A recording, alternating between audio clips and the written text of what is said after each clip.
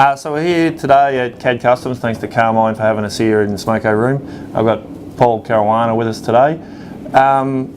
Welcome back, Paul. You've been in the States for a little while? Yeah, been there for a year. A year? Yeah, just went 12 months. Yeah, so just a holiday or a working holiday? Working holiday. Yeah, yeah. An intense working holiday. And you brought your lovely girlfriend with you? Yes, I have. Hands here. And she's American? Yes. What part? In Omaha, Nebraska. Beautiful, well done. So now, whereabouts in America have you been working? This time was at Cal Automotive Creations. Yep. And I had previously done a very short stint at Red Rise. Right. So in Australia, what's your background here? Beta. Yep. Yep. Apprenticeship, and I guess because of the aptitude that the boss could see in me for just movement. Yeah. Yeah. Got put into essentially a paint apprenticeship. Oh yeah. Over like a 10-year period. Yep. So went formally beta, but I went through the whole booth system. Yeah. And, formal training. Yeah. The Space Hacker rep coming out and teaching you how to use their products. Yeah. So you've got an idea of from metal all the way through to paint. Yep. You can do the lot. And that was essentially for like 10 to 12 years, and then after that it was 10 years in restoration, metal fab. Yep. Yeah. And then learning essentially bodybuilding and how to build a car. Yeah, yeah. So what is your favourite part of building a car? Like, what's the one bit that you really enjoy doing? Not necessarily every day, but I love doing lead work. Right, really? Because lead. Well, we all know there's an art in lead work. It's not just a matter of heating the panel and putting some lead in. No, it's definitely not. But what I love is you can do that fine tuning element that you'd normally do at the paint stage while the car is still raw and in metal. Yeah. So then when it comes to paint time, you can further fine tune just a little thing, because you can't get it straight in metal.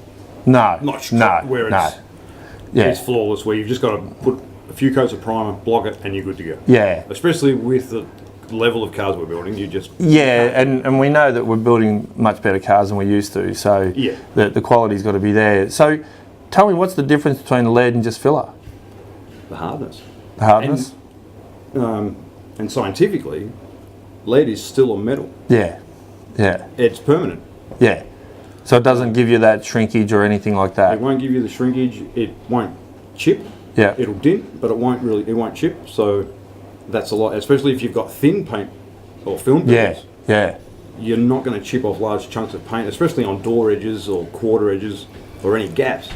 You can't have filler. No. You can't. I mean, many people do, but in the longevity of a build, and when the customer's paying, 100,000 plus, I don't think he should be getting a car that's essentially made of a plastic filler. He should be getting a genuine product for the money he's putting in. I was always told never ever put filler on an edge.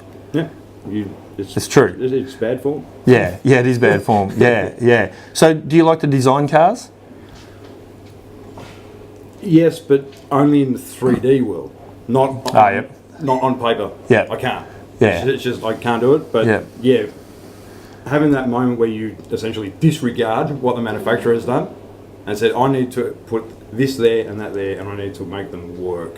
Yeah, that side of design, I love it. Yeah, it's good. I don't really have lead by far is my favourite. Right. But I like being able to go from a car that's not good, rusty, dents, taking it all the way from there through to a polished metal car where all the lead work's done. Yep. And being able to go right through to paint.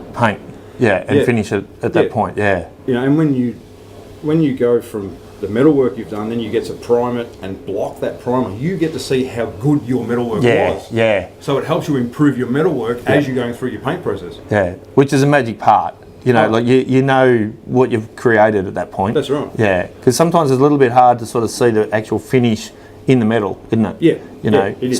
So when you got the primer on, you block it. You start saying, right, now I've done that well, I've done this well, and then you start seeing shapes much clearer. Yeah, the light starts to cut lines for you and show you where that surface and within that plane and profile where the panels are. So what was the attraction to go to America? It's America. But, ever since the land of plenty. Ever since I was 15, like just seeing the cars they were building, it's like I want to do that. That's what I want to do.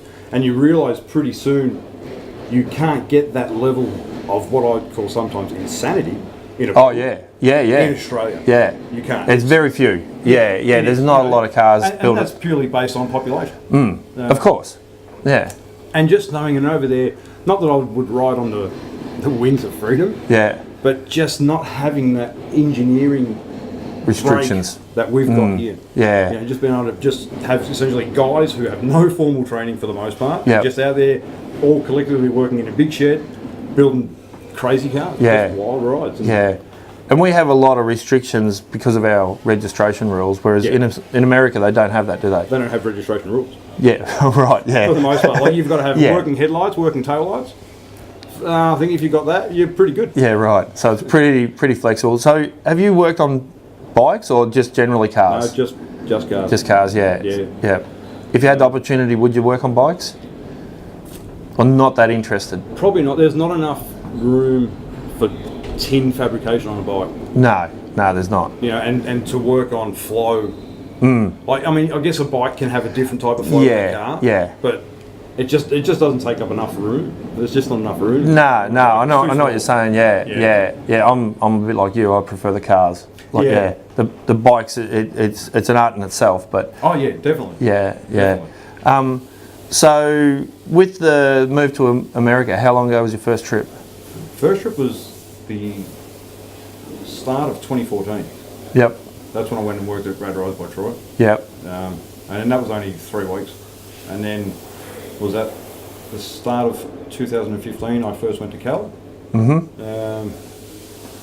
at the end of 2015 and in the middle of 2016, that's when we decided it's time to go with the visa route. And be over there permanently. Yeah. So you are permanently based now? Well, within the limits of the visa. Of course, yeah. But the good thing with the visa that the Aussies have got, because it's an Aussie explicit visa. No one else can go for the visa that I've got, except for Australians. Really? Yeah.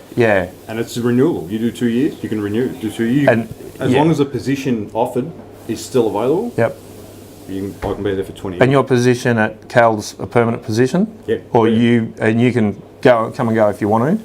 Like if you wanted to, if another shop wanted you? No. You then have to transfer. That shop has to then take over that visa. And becomes red tape. And, well, it's not that you say. I mean, Cal, it's a great environment. Now, you and I have got something in common. Yeah. I've worked on X-Boss that went to the Detroit Riddler, and you worked on Afterthought, which was a 30 Model A. Yeah. So, other than the X-Boss team and yourself, we're the only two in Australia that have worked on a Riddler car. Now that's pretty special, isn't it? Yeah, in itself and for our industry. Yeah, I think so. The Americans put a lot of emphasis on the Riddler, don't they? Yeah, that's the crown. Yeah. We discovered that when we went over there.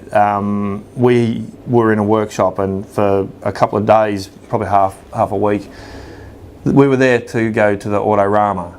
Like everybody said, you're there for the Autorama, and then people started looking at the car. And I remember it was a clear distinction. One day, everyone just said, "You're here for the Riddler," you know. And then we got talking to the guys, and they put a lot of emphasis on the Riddler. Yeah. Like it's a very, very hard trophy to win. Oh yeah. Yeah. They pull out all the stops, don't they? They do. But from being over there this year and seeing what won, there's a certain element that's not part of car building. Yes. That is involved in winning the Riddler. Yeah, creativity is huge for what they do. Marketability. Well, that's the other one too, yeah. How well that car photographs for the next year. Yeah. Where they do the advertising. They need it as a draw credit.